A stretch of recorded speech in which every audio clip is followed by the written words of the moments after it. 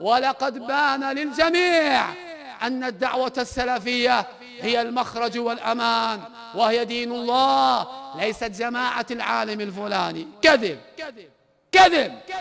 ليست جماعة ربيع المدخلي. كذب. وليست جماعة الألباني. كذب. وليست جماعة محمد بن عبد الوهاب. كذب. والله وبالله إنه لكذب. هي طريقة محمد صلى الله عليه وعلى آله وسلم، وهؤلاء علماء قد أبانوا الحق ونصروا ونشروه بأدلته.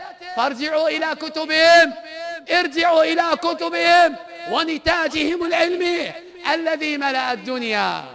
راجعوا، انظروا فيه، ستجدون الحق الأبلج. علماء يصيبون ويخطئون، يعلمون ويجهلون، ومع هذا ففي غالب أمرهم والكثرة الكافرة أنهم موفقون مسددون. ماذا تريدون لأمة الإسلام؟ من يراجعون في دينهم؟ من قبل الساعة سنوات خداعة يصدق فيها الكاذب ويكذب فيها الصادق ويؤتمن فيها الخائن ويخون فيها الأمين، وتنطق الرويبضة. قيل وما الرويبضة يا رسول الله؟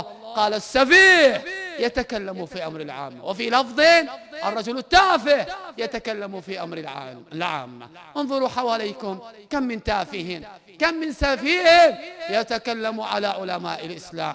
فأما الزبد فيذهب جفاء، وأما ما ينفع الناس فيمكث في الأرض.